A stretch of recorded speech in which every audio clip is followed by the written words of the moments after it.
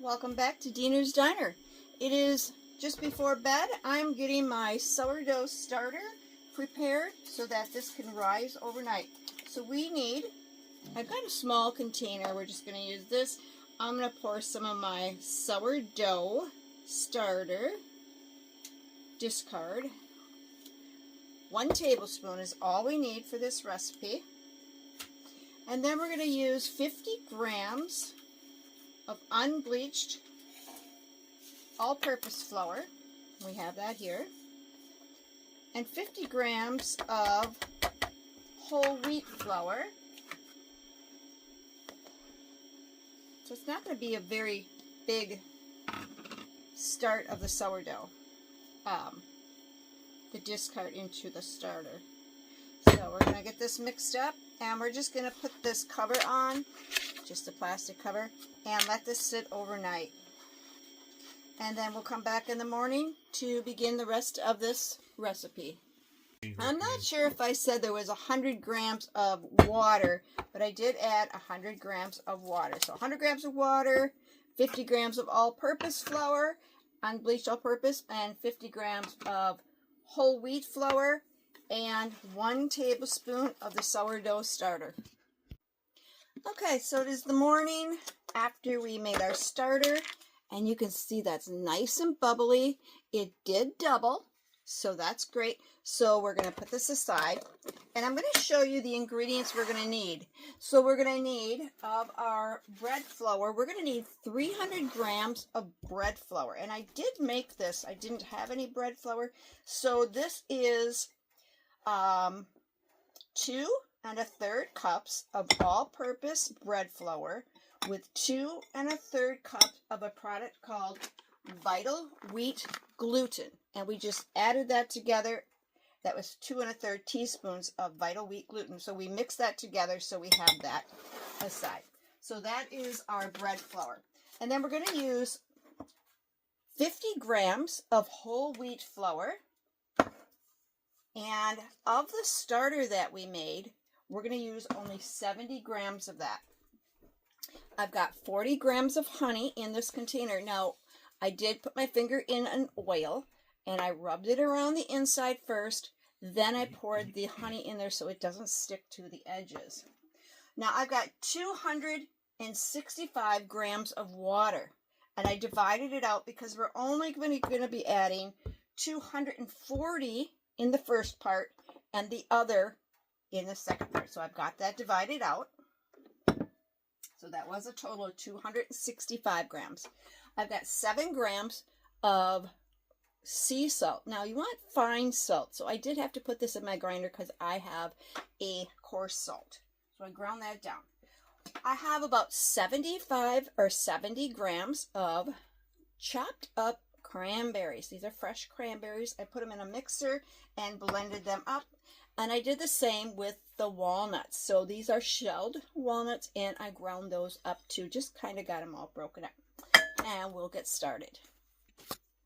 Okay, to begin, we're going to add our flours. Get yourself a large mixing bowl. Add your flours. And we're just going to get those mixed up.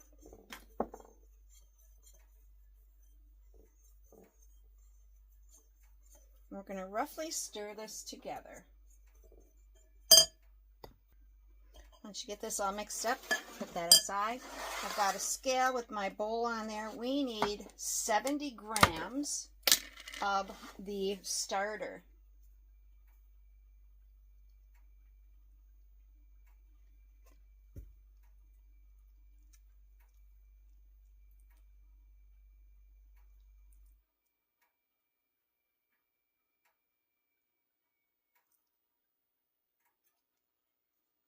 I'll remove a couple grams out of there. Okay, we got 70. Now to our 70 grams of water, or 70 grams of starter, we've got that 240 grams of water. We're going to add these two. Get a spatula so I can easily take that out of there.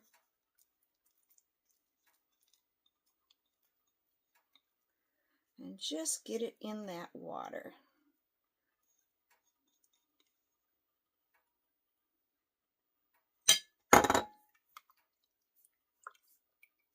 And then we're going to mix in that honey, the 40 grams of honey. Get this out of the way so we can see a little better.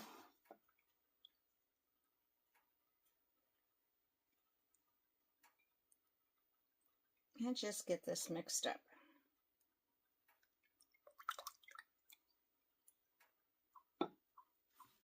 Okay, we've got this mixed up, and we are going to add this water, starter, and that honey to our flour. And we're going to just stir this up with a wooden spoon. And then I'm going to cover this with a clean towel. And we're going to let it rest for about 30 minutes. Just get it all mixed in.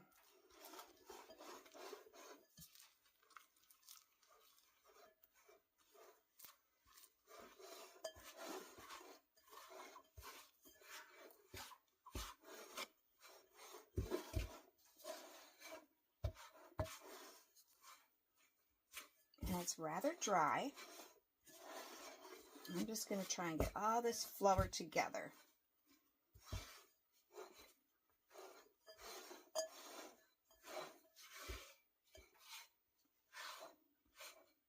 All right. So we're just going to leave this sit on the counter with it covered for 30 minutes. Oh, and don't forget to set your timer. So I just thought I'd show you, I had whole cranberries, and I just put them in this little grinder, and that's how they came out. I did the same thing with the nuts, so just know you can use a grinder to grind those up, or you could just chop them up by hand with a knife. All right, our timer went off. We're going to add that remaining 24 grams of water. And with our clean hands, we are going to be mixing this. So we're also adding that 7 grams of salt. So we're just going to get in here and kind of pinch it together, squeeze it, get it mixed. And I do have some plastic wrap out because we're going to cover our bowl. And we're going to let it rest another 30 minutes. And we're going to put this in a warm area. There's no drafts. So we'll get this mixed up. Simple as that. And that's what it looks like. It is wet, of course, because we just added all that water. And we're just incorporating all the flour, honey, and the salt and water and starter. All right, that looks good to me. Let's get a cover on there.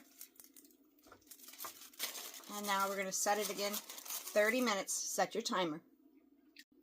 Okay, 30 minutes is up. We're going to take our cranberries, and we're going to add these to the dough, and the walnuts. I'm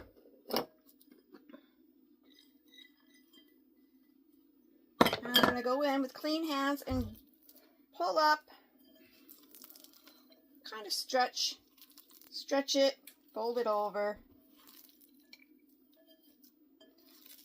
And it's all gonna, you don't want to pull it apart. You just want to bring it up, turn the bowl, and all this walnuts and the cranberries will be absorbed into, not absorbed, but mixed in with the flour as time goes on, or in with the dough as time goes on. So we're just going to do that a few times, more than a few times. And now we're going to cover it one more time. Another time, and we're going to let it sit another 30 minutes.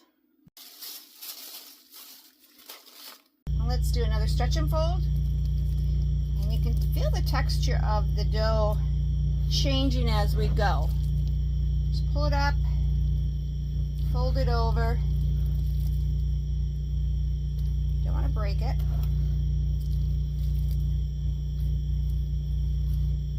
And it looks very colorful. I like that cranberry addition in there. And that is it. And we will let this sit another 30 minutes. So we've done 2 stretch and folds. We're going to do 2 more. So that'll be a total of 2 hours. So every 30 minutes is stretch and fold. And then we're gonna, every 1 hour after that, we'll do another stretch and fold for 2 hours. So that's a total of about 4 hours. So that's how long it is during the day. So in between the 30 minutes, you've got time to do other things. So remember that leftover starter that we made with for the cranberry bread? We're gonna just put this in a jar, and I'm gonna put this in the fridge. And when I find a recipe that I want to use that has wheat flour, then I will use this in something. And hopefully I'll remember to keep you all in tune as to what it is I do with this. So this can sit in the fridge, it'll be fine. And when I'm ready to use it again, I will feed it. Well, you can see how nice that's looking. Time to do a stretch and fold.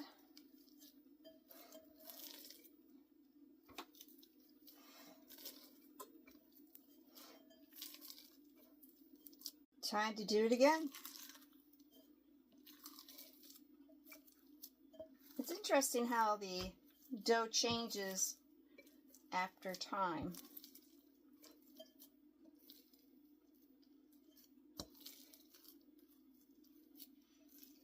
Lifting it up and stretching it puts air in it. Okay, we're going to cover it and let it sit for an hour. Well, it's been a good hour. Ooh, it is much different. It's really soft. I can tell that there's air in there.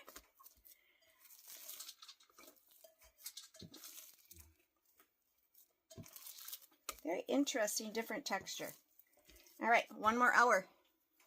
Now we got our last stretch here. It is a lot more fluffier. You can just feel it in the dough.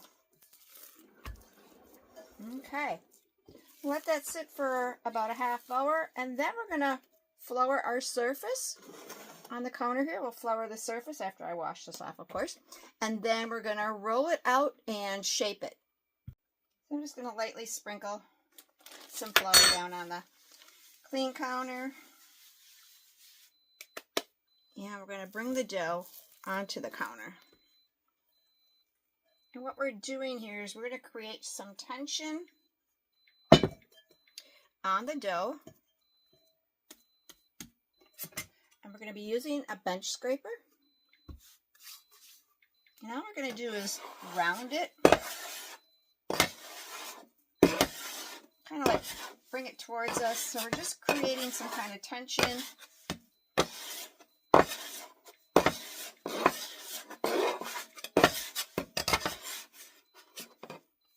Getting a little sticky.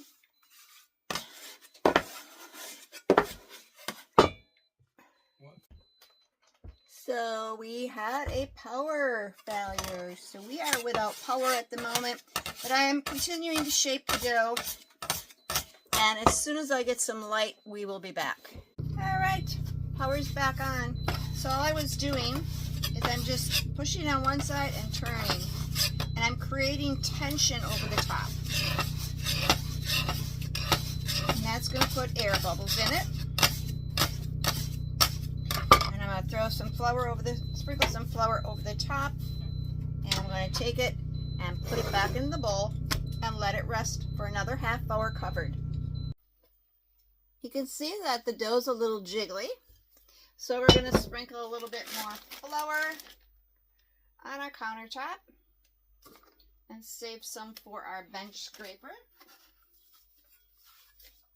All right, and we're going to put our dough back on the counter.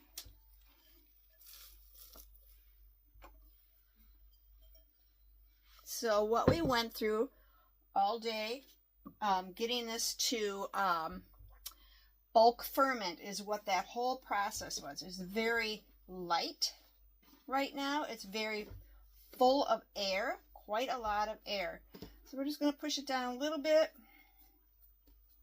And I'm just going to kind of put it in like a rectangle.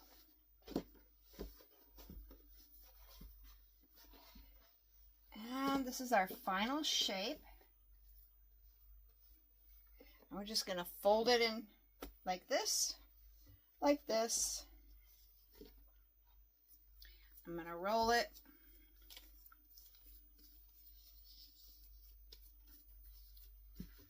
And I'm going to put a little bit more flour here.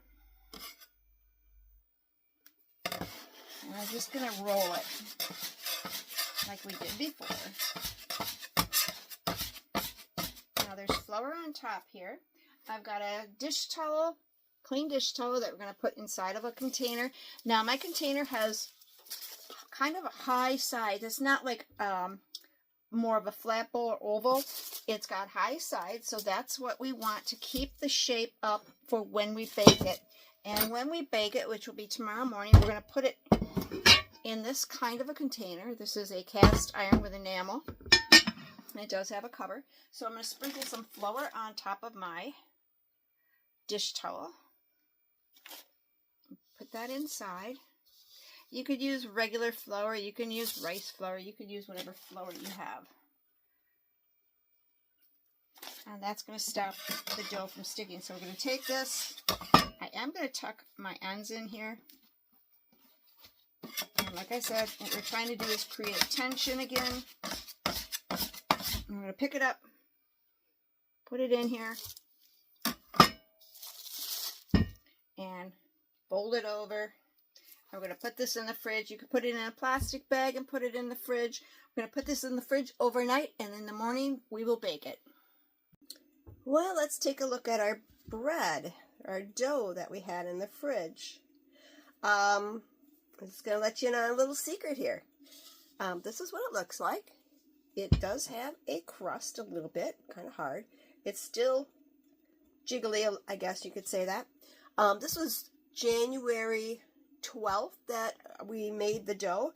Today is the 16th. I have been under the weather, and this is the first day that I've felt good enough. So we're going to get this baked anyways. I'm going to put this aside. I've got my cast iron pan.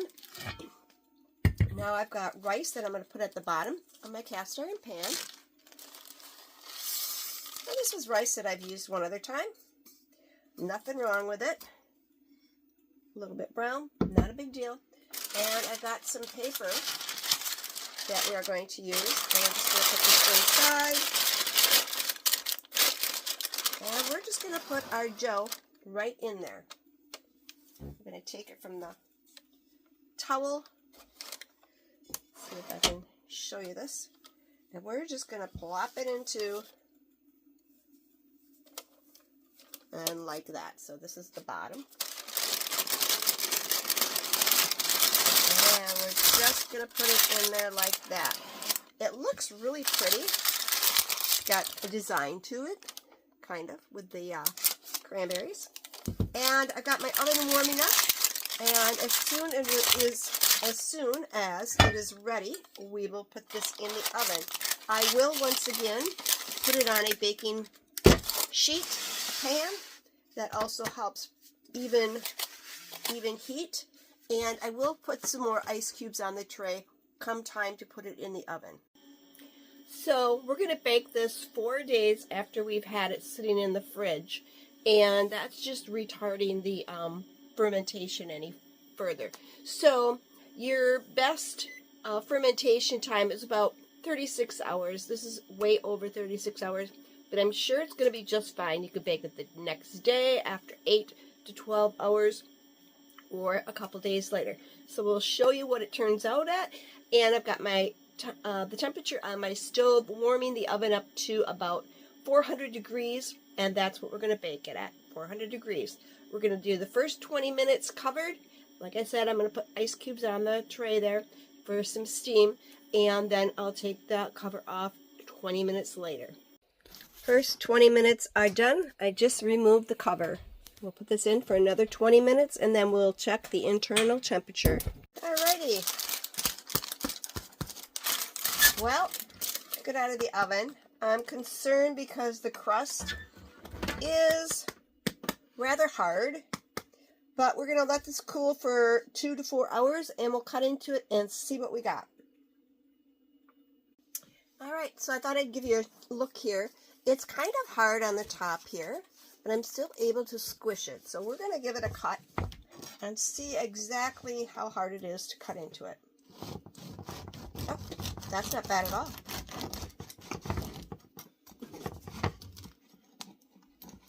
And let's take a look at this.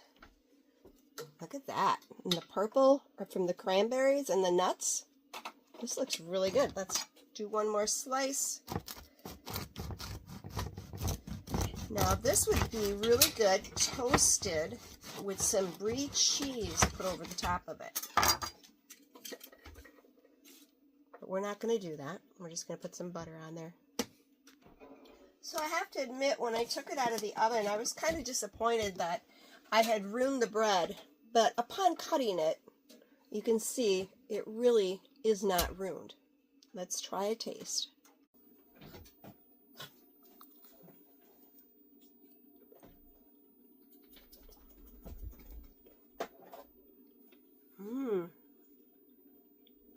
Very good. Cranberries and the nuts. It's soft.